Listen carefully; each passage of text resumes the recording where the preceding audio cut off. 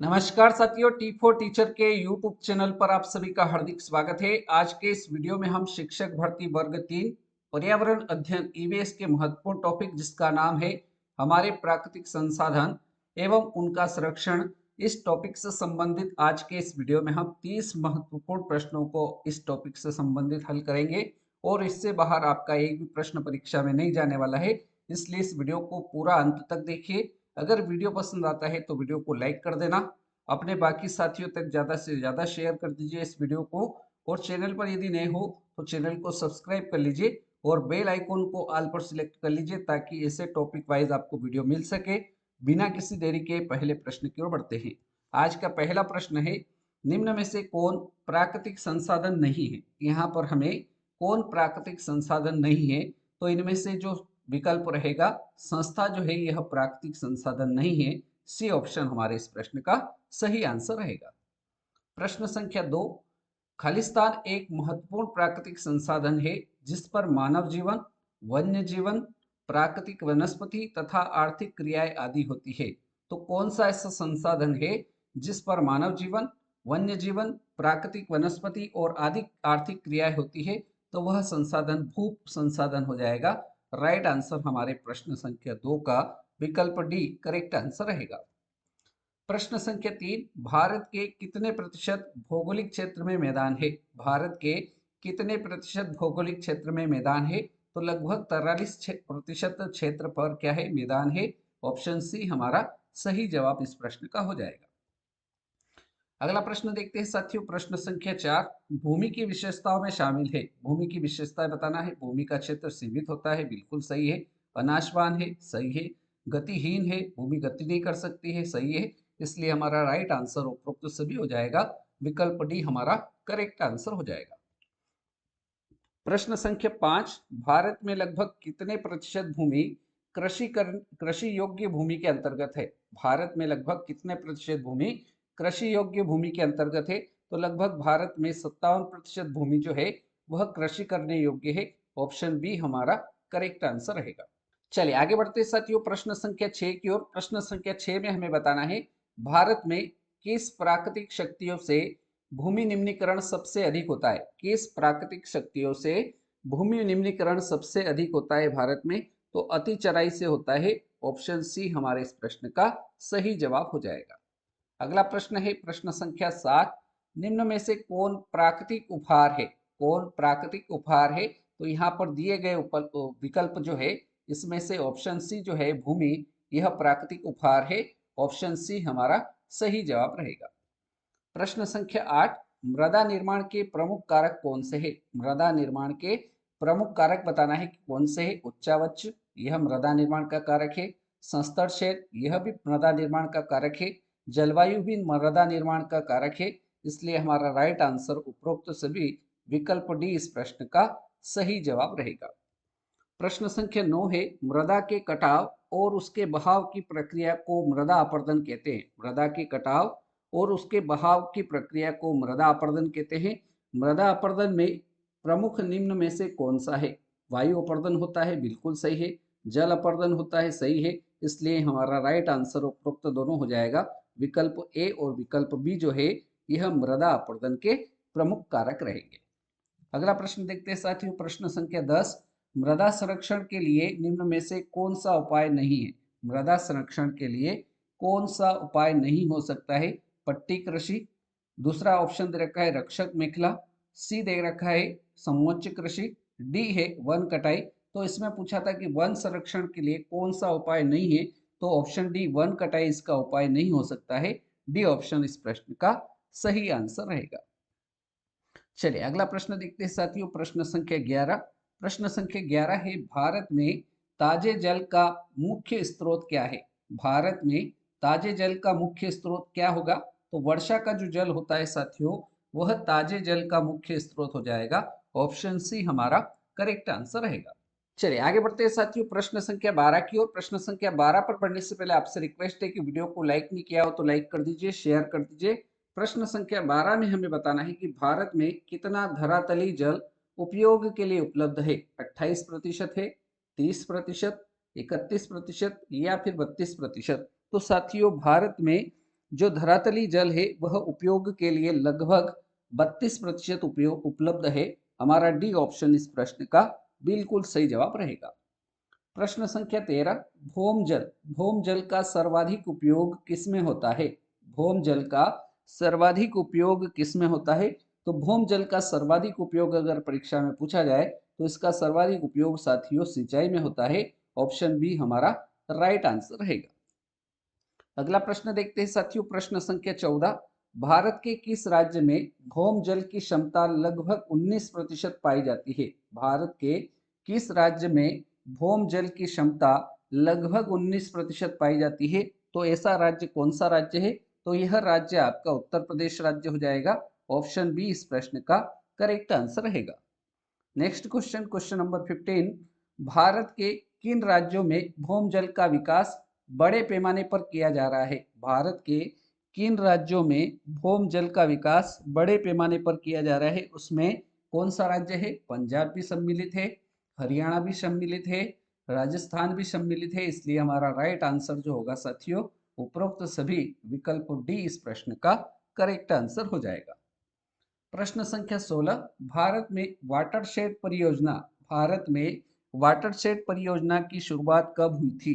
भारत में वाटरशेड परियोजना की शुरुआत कब हुई थी? तो यह हुई थी साथियों 1990-91 में। ऑप्शन बी इस प्रश्न का बिल्कुल सही जवाब रहेगा। अगला प्रश्न देखते हैं साथियों, प्रश्न संख्या 17, राष्ट्रीय जल विज्ञान संस्थान की स्थापना कब हुई थी? राष्ट्रीय जल विज्ञान संस्थान की स्थापना कब हुई थी? तो राष्ट्रीय जल विज्ञान संस्थान की स्थापना अगर परीक्षा में पूछी जाए तो यह आपको याद रखना है कि वर्ष 1978 में राष्ट्रीय जल विज्ञान संस्थान की स्थापना हुई थी। इसलिए हमारा right answer option C correct answer इस प्रश्न का हो जाएगा। चलिए अगला प्रश्न देखते हैं साथियों, प्रश्न संख्या 18 है, महासागरीय खनिज संसाधनों में पाए जाते हैं। महासागरीय खनिज संसाधनों में क्या पाए जाते हैं? तो इसमें नोड्यूल्स भी पाए जाते हैं, बिल्कुल सही है। कोबाल्ट पाए जाते हैं, निकिल पाए जाते हैं। इसलिए हमारा सही उत्तर उपरोक्त सभी हो जाएगा। ऑप्शन डी इस प्रश्न का सही आंसर रहेगा। प्रश्न संख्या 19 है, महासागरीय संसाधनों में निम्न में से कौन पाए जाते हैं? महासागरीय संसाधनों में निम्न में से कौन पाए जाते हैं? मोती भी पाए जाते हैं, प्रवाल भित्तियां भी पाई जाती है, शैवाल भी पाए जाते हैं। हमारा राइट आंसर उपरोक्त सभी हो जाएगा। विकल्प डी इस प्रश्न का सही आंसर रहेगा। प्रश्न संख्या 20 है, समुद्री जैविक संसाधन। समुद्री जैविक संसाधन में निम्न में से कौन पाए जाते हैं? समुद्री जैविक संसाधन में कौन पाए जाते हैं? पादप पल्लवक पाए जाते हैं, प्राणी भी पाए जाते हैं, नितलस्थ प्राणी भी पाए जाते हैं। इसलिए इस प्रश्न का राइट आंसर उपरोक्त सभी हो जाएगा। विकल्प डी हमारा करेक्ट आंसर रहेगा। अगला प्रश्न देखते हैं, प्रश्न संख्या 21, जैविक पंचायत के संबंध में विशिष्ट आर्थिक क्षेत्र शामिल होता है। जैविक पंचायत के संबंध में विशिष्ट आर्थिक क्षेत्र में शामिल होता है सतत विकास होता है, प्रबंधन होता है, जल शुद्धिकरण होता है, या ए और बी विकल्प दोनों। तो इस प्रश्न का राइट आंसर क्या होगा? तो जैविक पंचायत के संबंध में आर्थिक विशिष्ट आर्थिक क्षेत्र में कौन सम्मिलित होता है? तो सतत विकास सम्मिलित होता है और प्रबंधन सम्मिलित होता है। इसलिए विकल्प ए और बी इसका राइट आंसर अर्थात डी ऑप्शन हमारा करेक्ट आंसर हो जाएगा। प्रश्न संख्या 22 है, निम्न में से कौन महासागरीय विकास कार्यक्रम के संबंध में सही नहीं है? कौन महासागरीय विकास कार्यक्रम के संबंध में सही नहीं है, वो हमें बताना है।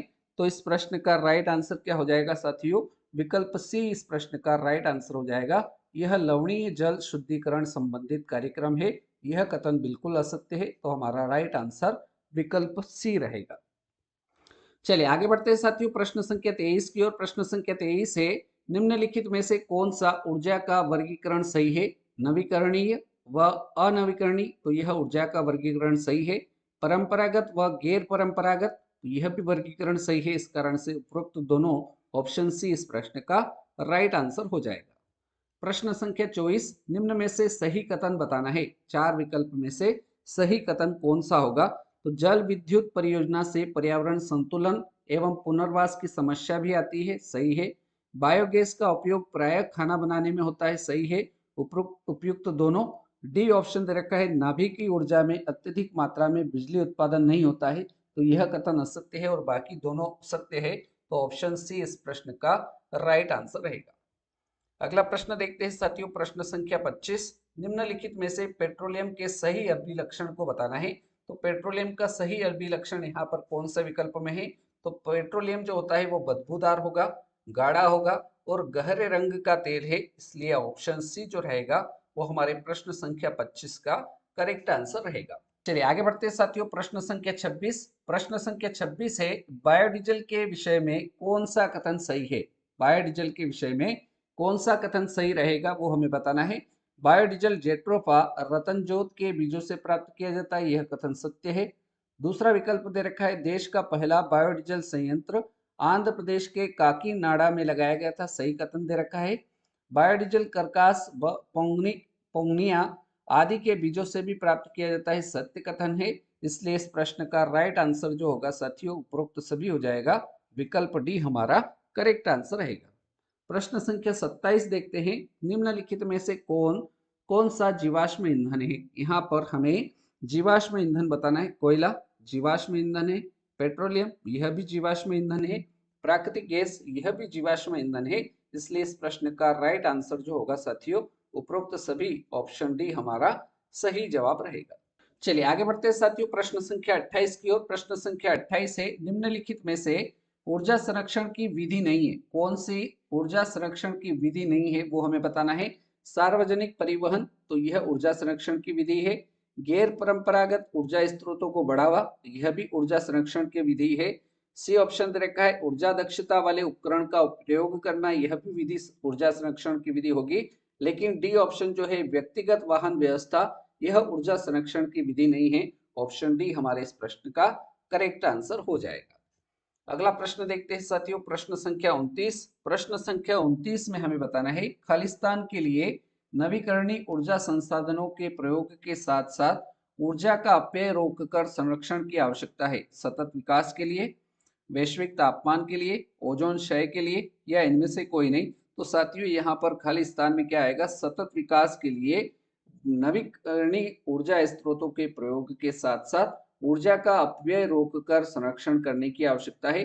तो सतत विकास ऑप्शन ए हमारे इस प्रश्न का करेक्ट आंसर रहेगा। चलिए आगे बढ़ते हैं साथियों, आज के इस वीडियो के अंतिम प्रश्न की ओर। प्रश्न संख्या 30 है, सुमेलित कीजिए।